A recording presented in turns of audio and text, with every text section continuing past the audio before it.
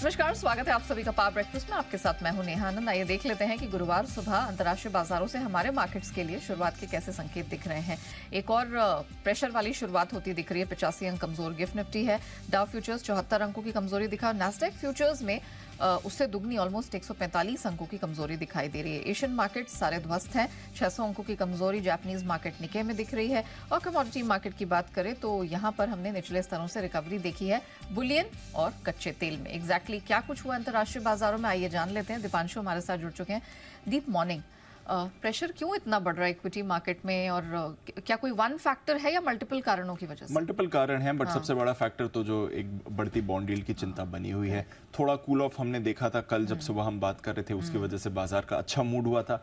अब वापस bond yield उछलकर 5% पर आ गई है और उससे ग्लोबल मार्केट्स का मूड माहौल बिगड़ रहा है। तो कल जब इस समय हम बात कर रहे थे तो 4.8% पर थी अमेरिका की 10 साल की बॉन्ड यील्ड, वही बढ़कर अब आपके वापस 4.96% पर आ गई, 5% के बेहद करीब। तो कल और आज के बीच में 15 बेसिस पॉइंट से ज्यादा की मूव आपको बॉन्ड यील्ड में आती हुई दिख रही है और उसी का इंपैक्ट आप देख रहे हैं। तो उसकी वजह से तो डेफिनेटली ग्लोबल बाजारों का मूड माहौल आपको बिगड़ते हुए दिख रहा है। और अक्रॉस द बोर्ड आज एशिया में भी देखिए काफी भारी कमजोरी आ रही है।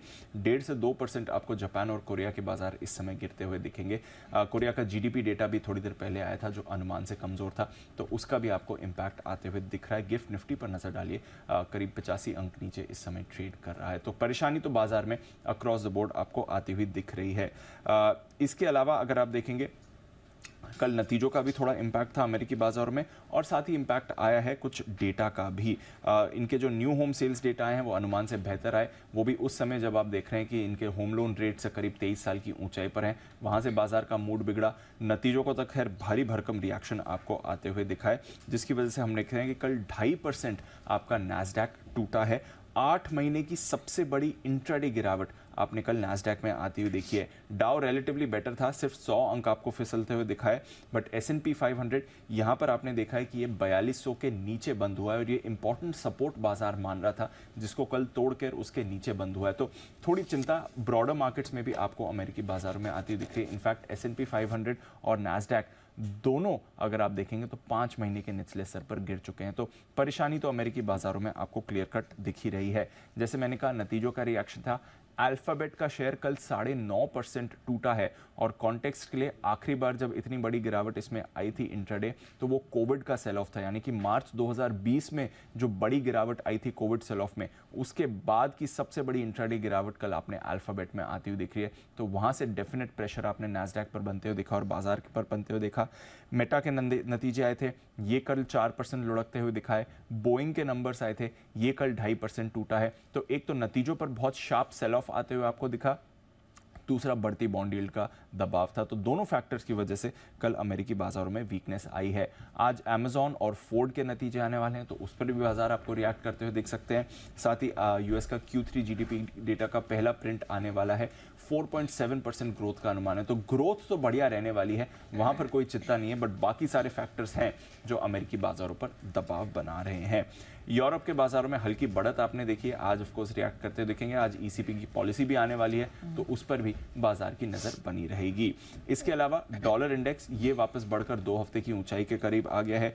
कच्चा तेल कल 2% उछलकर $90 पर आपको आते हुए दिखाए। सोना वापस $2000 के करीब आ रहा है। बेस मेटल्स में उतना एक्शन नहीं था, बट शुगर के दाम आपके 12 साल की ऊंचाई पर है। तो अक्रॉस द बोर्ड थोड़ी परेशानी इस समय वापस बाजार के लिए बन रही है, और हैवी सेल ऑफ कल हमने इक्विटी मार्केट्स में देखा है। चलिए, तो अच्छे संकेत तो नहीं है। अब हमारे मार्केट उस पर कैसे देखने वाली बात होगी। धन्यवाद दी पूरी डिटेल के लिए। तो आइए जान लेते हैं कि आज की रणनीति आपको क्या अपनानी है। उन सब पर बात करने के लिए जी बिजनेस के मैनेजिंग एडिटर अनिल सिंह भी हमारे साथ जुड़ चुके हैं।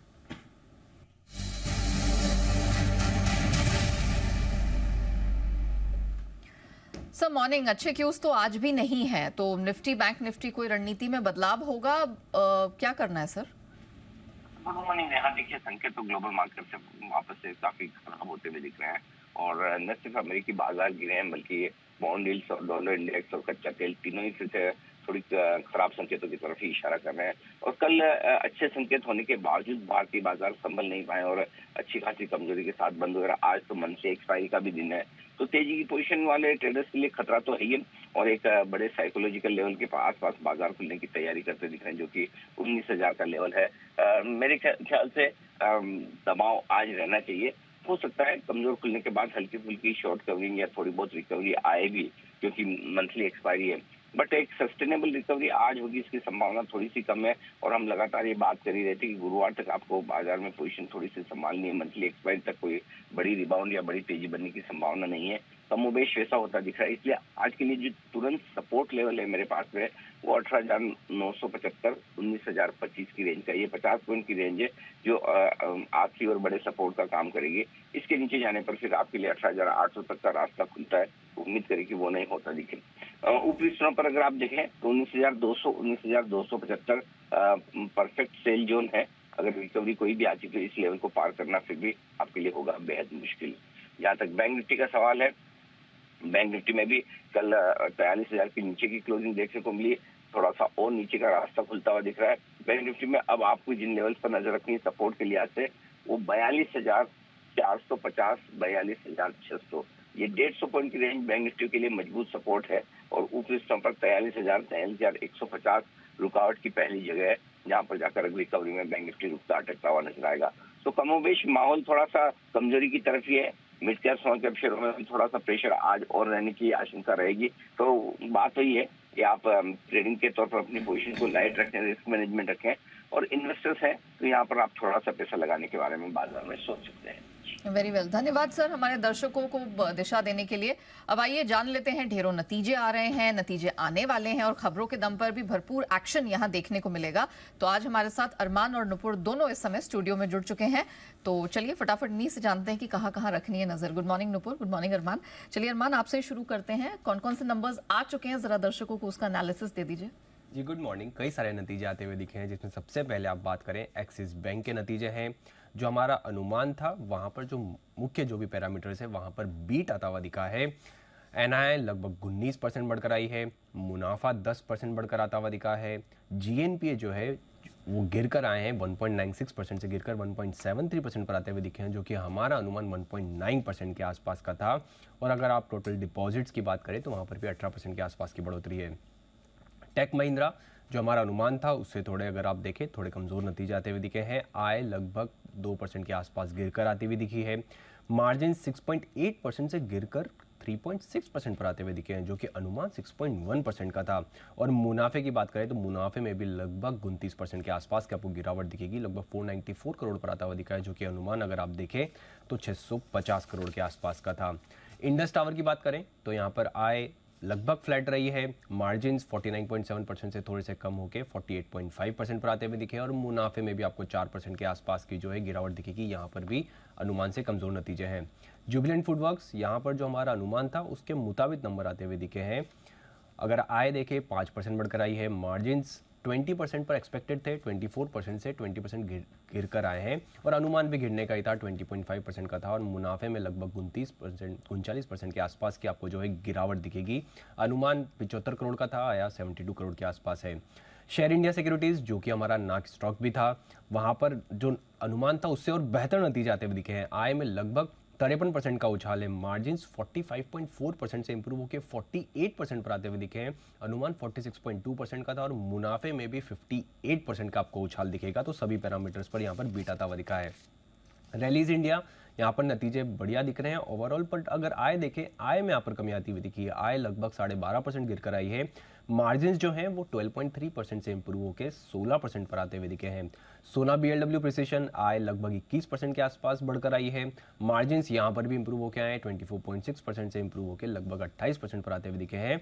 और अंत में सोनाटा सॉफ्टवेयर यहाँ पर मिक्स सेट ऑफ नतीजे दिख रहे हैं। आय लगभग 5% गिर कर आती हुई दिखी है। मार्जिन थोड़े इंप्रूव होकर आए, 7.3% से इंप्रूव होकर 8.6% पर आते हुए। चलिए, ये तो वो नंबर्स हैं जो कल निकल कर आए और मार्केट आज उस पर रिएक्ट करेगा। लेकिन आज दो दिग्गज कंपनियों के नंबर्स आने वाले हैं और दोनों की डिटेल है, स्ट्रीट एक्सपेक्टेशन नुपुर के पास है। तो नुपुर, पहले तो बताइए, दिग्गज paint company Asian paints numbers जारी करने वाली है, क्या एक्सपेक्टेड है?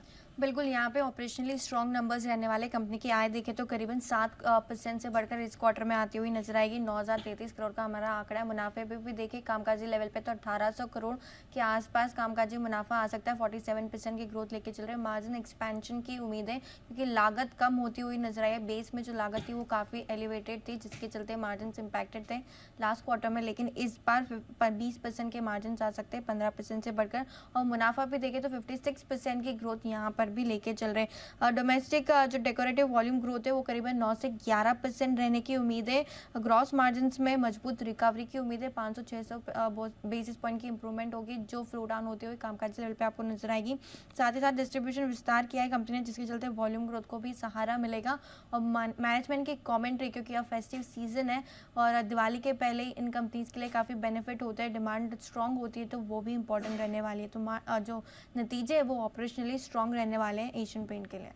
ऑलराइट, और कोलगेट से क्या एक्सपेक्टेड है? वो भी शायद आज नंबर्स जारी करेंगी ना? बिल्कुल, कोलगेट से भी एक्सपेक्टेशन ये है कि नंबर्स अच्छे रहेंगे। आय पे के फ्रंट पे देखें तो 7% की बढ़त यहाँ पे एक्सपेक्टेड है।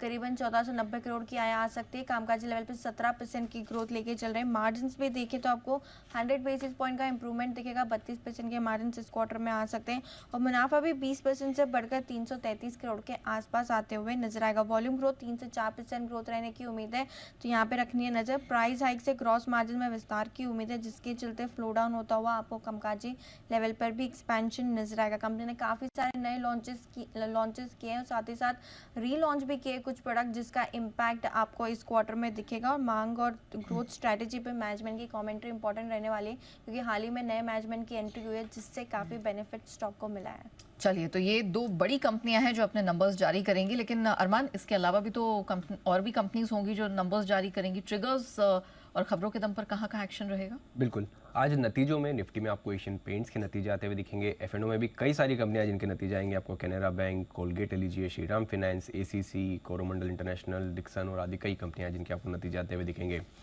एफएल इंडिया बोर्ड बैठक में प्रेफरेंशियल बेसिस पर इक्विटी शेयर जारी कर फंड जुटाने पर विचार किया जाएगा। सोमानी सिरेमिक्स, यहाँ पर बोर्ड बैठक में शेयर बायबैक के प्रस्ताव पर विचार किया जाएगा। आईपीओ के हिसाब से IRM एनर्जी, इनकी आईपीओ की लिस्टिंग है। एक्स डेट है जय भारत मारुति में स्टॉक स्प्लिट जो है ₹5 से ₹2 का। आईपीओ अपडेट्स के ब्लू जेट हेल्थ केयर, जिनका डे 2 है आज। डे 1 में अगर आप देखें ओवरऑल 69% बढ़ता हुआ दिखा है। रिटेल का हिस्सा 78%, एनआई का हिस्सा 1.4 टाइम्स और QIB का हिस्सा लगभग 1% बढ़ता हुआ दिखा है। खबरों पे आ जाएं तो आपको संवर्धन मदरसन यहाँ पर आपको ध्यान रखना है, क्योंकि कंपनी ने यूरोप में स्थित कुछ यूनिट्स के लिए फेज्ड ऑपरेशनल रिकॉन्फ़िगरेशन प्लान जो है वो शुरू किया है और इसके चलते अगर आप देखें ऑपरेशंस अच्छे होंगे और उसी के साथ साथ कस्टमर को बेहतर तरीके से सर्विस देने का जो है यहाँ पर किया जाएगा। और इस टोटल इस रिकॉन्फ़िगरेशन में वन टाइम जो कॉस्ट है वो लगभग 220 से 265 करोड़ के आसपास जो है वो लगेगी। BLS इंटरनेशनल, यहाँ पर अगर आप देखें आज से भारत ने कुछ कैटेगरीज के लिए कनाडा में वीज़ा सेवाएं जो है फिर से शुरू की हैं। HMA एग्रो 8 नवंबर को बोर्ड की बैठक होगी और इसमें नतीजों के साथ साथ शेयर विभाजन पर विचार किया जाएगा। बल्ड डील्स पे बात करें तो आदित्य बिरला फैशन रिटेल, यहाँ पर ग्रिफिन ग्रोथ फंड ने लगभग 97 लाख शेयर जो कि 1% इक्विटी है वो बेची है। क्रेस्टा फंड ने यहाँ पर खरीदी है उतनी की उतनी ही। इंडिया बुल्स हाउसिंग फाइनेंस, यहाँ पर कैप्री ग्लोबल ने लगभग 25 लाख के आसपास शेयर्स जो हैं वो बेचे हैं। और अंत में RBL बैंक की बात करें तो यहाँ पर BNP पारिबास ने लगभग 32 लाख शेयर्स जो है वो बेचे हैं। ओके, चलिए अरमान, धन्यवाद वो पूरी डिटेल दर्शकों के सामने रखने के लिए। तो क्लियरली ये वो डेटा रहेंगे और खबरें रहेंगी जिनके दम पर एक्शन दिखेगा। हमारे साथ आनंद राठी शेयर्स के मेहुल कोठारी अब शो में शामिल हो चुके हैं। मेहुल जी, गुड मॉर्निंग, बहुत स्वागत है। जरा बताइए आज आपकी नज़र कहाँ है, आपकी बेस्ट पिक्स कहाँ से आ रही हैं? Good morning Neha ji. देखिए, मार्केट थोड़ा सा प्रेशर में है, बहुत ही मुश्किल है कोई बाई ट्रेड निकालना इस मार्केट में। सेल के लिए भी कुछ ज़्यादा कुछ है नहीं, बिकॉज कैसा है कि रिस्क रिवॉर्ड नहीं बढ़ रहा। तो मैं 2 ट्रेड आज के लिए लाया हूँ। दर्शकों से निवेदन है कि स्ट्रिक्ट स्टॉप लॉस के साथ ही इसको ट्रेड किया जाए। पहले है कार ट्रेड को थोड़ा सा डिप पे बाय करना है 640 के आसपास। 610 का स्टॉप लॉस है और 700 रुपए का टारगेट रहेगा। पहला ये ट्रेड है। दूसरा जो हमें अच्छा लग रहा है वो है NBCC। अच्छा खासा करेक्शन के बाद कल अच्छा रिकवरी आया, 63.50 के आसपास से ट्रेड कर रहा है। 61 के स्टॉप लॉस से NBCC को खरीदना है और टारगेट रहेगा हमारा 68 का। चलिए, तो कार ट्रेड पे और एनबीसीसी पे रखनी है नजर। 68 का टारगेट बन रहा है एनबीसीसी के लिए और 700 के टारगेट के लिए 610 का स्टॉप लॉस लगा के करे खरीदारी। मेहुल जी, थैंक यू सो मच हमारे साथ जुड़ने के लिए, बताने के लिए कहाँ है कमाई के मौके। आइए कमोडिटी बाजार की रणनीति समझते हैं। HDFC सिक्योरिटीज के अनुज गुप्ता हमारे साथ शो में शामिल हो चुके हैं। अनुज जी, गुड मॉर्निंग, बहुत स्वागत है। पहले कच्चे तेल पे फोकस कर लेते हैं। एक बाउंस बैक आया है 2 से 2.5% का ओवरनाइट, क्या राय बन रही है? Neha ji good morning. देखिए $88 तक गया था, वहां से अगेन एक बाउंस बैक आया, करीबन $90-91 के आसपास ट्रेड कर रहा है। जो वॉर सिचुएशन है वो भी कहीं ना कहीं लग रहा है कि अभी खत्म नहीं हुई है, कहीं ना कहीं एक एस्केलेशन होता हुआ दिख रहा है, तो उसके चलते थोड़ा बाउंस बैक रहा है। तो हमें लगता है कि ओवरऑल रेंज तो इसकी $88 से लेकर $93 तक रहेगी, बट इंट्राडे में हमें लगता है कि यहाँ पर बाय ऑन डिप्स की स्ट्रेटेजी देखी जा सकती है। करीबन 7,000 के आसपास के लेवल्स मिले तो खरीदारी करना चाहिए। स्टॉप लॉस 6,900 का रहेगा, टारगेट करीबन 7,150 तक देखने को मिल सकता है, और हमें लग रहा है कि $92-93 तक के लेवल देखे जा सकते हैं। $1,000 के पास अब सोना पहुंच गया है, क्या माना जाए next leg of bullish run शुरू हो रहा है, क्या करना है? देखिए डेफिनेटली कल एक बाउंस बैक आया है इसमें, और हमने देखा कि इंटरनेशनल मार्केट में ऑलमोस्ट $1,985 तक के लेवल देखने को मिले थे। तो बाउंस बैक यहाँ पर है जियोपॉलिटिकल टेंशन की वजह से, और कहीं ना कहीं बॉन्ड यील्ड और डॉलर इंडेक्स भी रेजिस्टेंस फेस करते हुए दिख रहे हैं, थोड़े से कूल ऑफ होते हुए दिखाई दिए हैं। आगे FOMC की मीटिंग भी है, तो उसके चलते हमें लग रहा है कि एक बाउंस बैक आता हुआ दिख रहा है। तो खरीदारी की सलाह यहाँ पर भी रहेगी, करीबन 60,500 के आसपास खरीदारी करें, 60,250 का स्टॉप लॉस लगाएं, 61,000 का टारगेट हो सकता है। और इंटरनेशनल मार्केट में $1,995 एक रेजिस्टेंस लेवल रहेगा, अगर वो ब्रेक होता है तो मुझे लगता है कि अगेन फिर हम $2,005 तक के लेवल देख पाएंगे। तो बाय ऑन डिप्स की स्ट्रेटेजी गोल्ड में रखना चाहिए। मेटल्स में एल्यूमिनियम जिंक का प्रदर्शन कॉपर से बेहतर रहा है, तो आपकी कहाँ नजर रहेगी? देखिए डेफिनेटली चाइना के स्टिमुलस पैकेज पर नजर है, वो काफी पॉजिटिव लग रहा है। हमें लगता है कि उससे काफी हद तक इंडस्ट्रियल एक्टिविटी को सपोर्ट मिलेगा। तो डेफिनेटली कल भी हमने कॉपर और जिंक और एल्यूमिनियम में अच्छा मूवमेंट देखा था, तो आज भी हमें लग रहा है कि पॉजिटिव ट्रिगर रहेगा। तो जिंक एल्यूमिनियम दोनों में खरीदारी करना चाहिए। पर्टिकुलर जिंक जो है मुझे लगता है कि एक अच्छा बाउंस बैक रहेगा, करीबन 219 के आसपास खरीदारी करें, 217 का स्टॉप लॉस लगाएं, टारगेट करीबन 222 तक देखा जा सकता है। ओके, नेचुरल गैस में हाल फिलहाल में जो स्ट्रेंथ आई थी वो फिर से फिजल आउट होती हुई दिखाई दी है, तो ये जो करेक्शन आया है क्या ये खरीद का मौका हो सकता है? क्या 300 की तैयारी नेचुरल गैस में हो रही है? देखिए डेफिनेटली जो अक्टूबर कॉन्ट्रैक्ट है उसकी तो एक्सपायरी है, तो वहाँ तो मुझे लगता है कि थोड़ा वेट एंड वॉच करना चाहिए। बट अगर हम नवंबर कॉन्ट्रैक्ट की बात करें, करीबन 280 के आसपास वो चल रहा है, तो उसमें खरीदारी मुझे लगता है कि आप करना चाहिए। अगर ये करीबन 275 तक मिलता है तो खरीदारी करें, 265 का स्टॉप लॉस लगाएं, टारगेट ऊपर में मुझे लगता है कि 290 तक हो सकता है। और डेफिनेटली मुझे लग रहा है कि नवंबर तक इसमें आगे हम 300 के लेवल आते हुए देखेंगे। ऑलराइट, चलिए धन्यवाद अनुज जी हमारे साथ जुड़ने के लिए, बताने के लिए कहाँ है कमाई के मौके। कच्चा तेल, नेचुरल गैस, सोना और जिंक, फोकस यहाँ रखें। आइए बढ़ते हैं आगे FIR यानी FI इन्वेस्टमेंट रिपोर्ट्स की तरफ।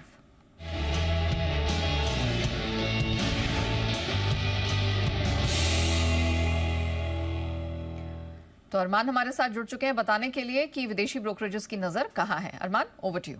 जी, कई सारी रिपोर्ट्स आती हुई दिखी है, जिसमें सबसे पहले एक्सिस बैंक पर 3 रिपोर्ट्स हैं। CLA से वहां पर मेंटेन रख रहे हैं बाई को, टारगेट रख रहे हैं 1200 का। JP मॉर्गन मेंटेन रख रहे हैं ओवरवेट को, टारगेट रख रहे हैं, और टारगेट जो है उनका 1000 से बढ़ाकर 1100 का टारगेट कर रहे हैं। और सिटी की बात करें तो वो मेंटेन रख रहे हैं बाई को, टारगेट रख रहे हैं 1170 का। टेक महिंद्रा पर रिपोर्ट्स है, जिसमें भी 3 रिपोर्ट्स आती हुई दिखी है। JP मॉर्गन वो मेंटेन रख रहे हैं अंडरवेट को, टारगेट जो है वो बढ़ा रहे हैं 950 से बढ़ाकर 1000 का टारगेट देख रहे हैं, पर मौजूदा भाव अगर आप देखेंगे तो 1140 के आसपास का है। मॉर्गन स्टैनली मेंटेन रख रहे हैं अंडरवेट को, टारगेट रख रहे हैं 1210 का। और जेफरीज की बात करें वो अंडर परफॉर्म को मेंटेन रख रहे हैं और टारगेट बढ़ा रहे हैं 900 से बढ़ाकर 910 का कर रहे हैं। जुबिलेंट फूडवर्क्स, यहां पर भी 3 रिपोर्ट्स आती हुई दिखी है, जिसमें मॉर्गन स्टैनली की बात करें मेंटेन रख रहे हैं इक्वल वेट को, टारगेट घटा रहे हैं 510 से घटाकर 493 का टारगेट कर रहे हैं।